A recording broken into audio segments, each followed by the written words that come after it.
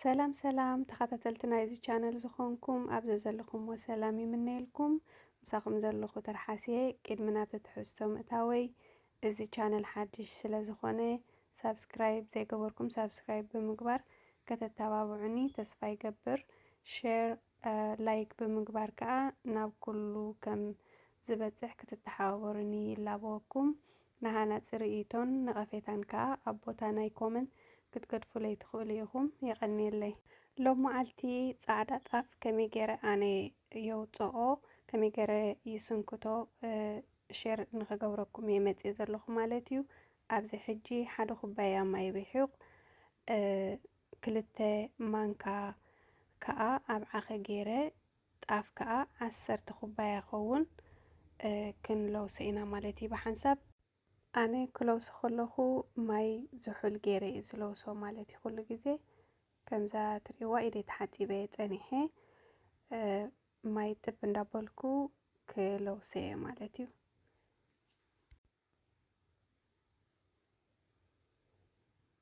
ከምዚ ማለት ማራ ቀጢና ይንገብሮ ኢና ማራ ሓፊስካ ኣይንገብሮ ኢና ከምዚኣ ጌርና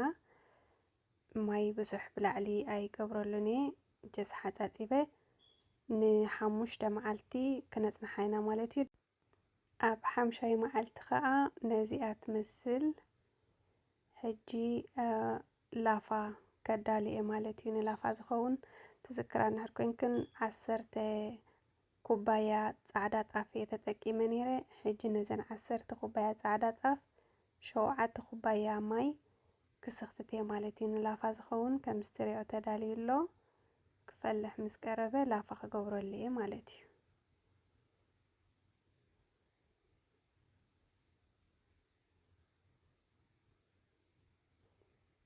ከምዚኣ ጌርና ንኸይዕንኩረኒ ማለት እዩ ኣብኡ ከሎ ዝገብሮ ሰብ እውን ኣሎ ግን ብዝያዳ ጥንቁቕ ንምዃን ንኸይዕንኩረኒ ከምዚኣ ገይረ ኣብ ማይ ንበይኑ እንታይ ትበሃል ገይረ ከምዚኣ ገይረ የብስላ ማለት እዩ ምስ በሰለ ኣብ ፍርጅ ከቐምጦ ሕጂ ክዘሕለለይ ማት ግዜ እንድሕር ኣለና ኣብ ደገ ስኢልና ክነዝሕሎ ንኽእል ኢና ተደይ ኮይኑ ፍርጅ ዋላ እውን ማለት ቀልጢፍና እንጀራ ክነውፅእ እንድሕር ደሊና በረድ ጌርና ክንጥሕኖ ንኽእል ኢና ማለት እዩ ኣሚን ብለንድ ክንገብሮ ንኽእል ኢና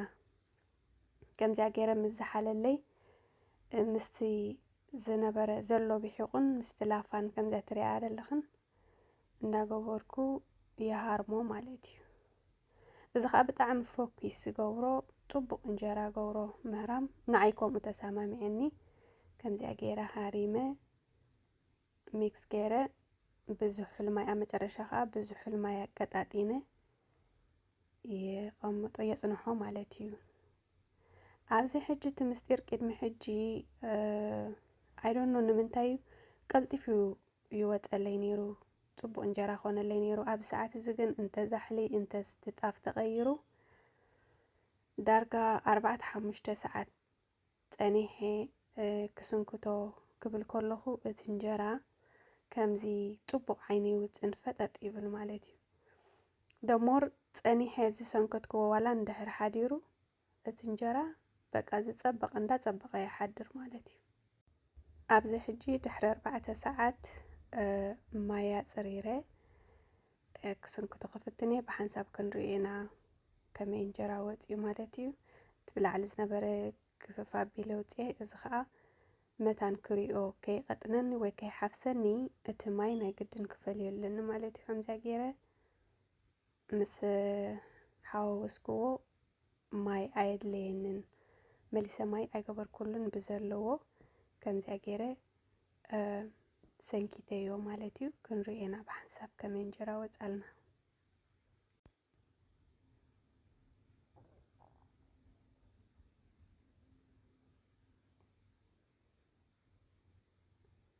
ኣብ ምጅማረይ ከምዚኣ ትሪኣ ዘለኽን ፈሲሳትኒ ሕጂ እንታይ ክብለክ እንደልየ ኣብዚ ድሕሪ 4 ሰዓት እንደ ሰንኪተዮ ኣይሐጎሰንን ክፀንሖ ኣለኒ ላይክ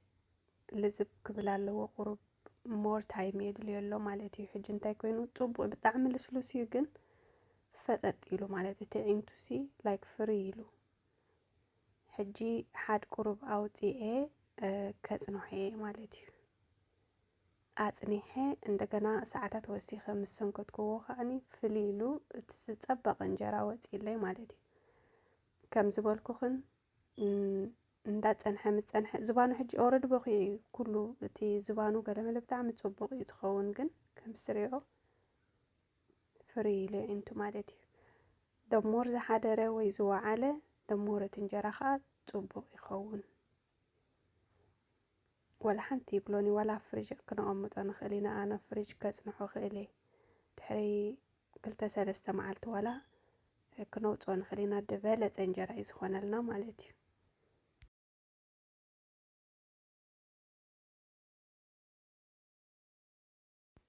ኣብዚ ሕጂ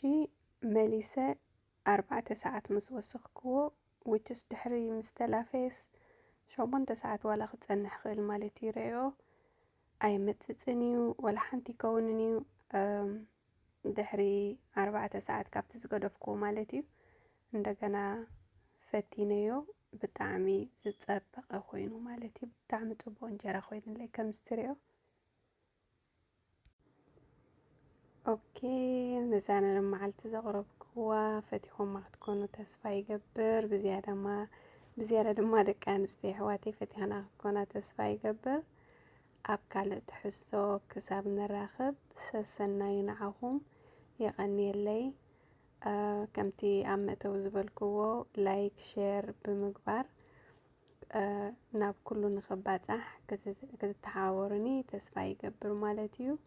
ሃናፂ ርእይቶኹምን ነቐፈተኹም ከዓ ኣብ ቦታ ናይ ኮመንት ክትገድፉለይ ትኽእሉ ኢኹም የቐኒየለይ ብጣዕሚ እየ ዘመስግን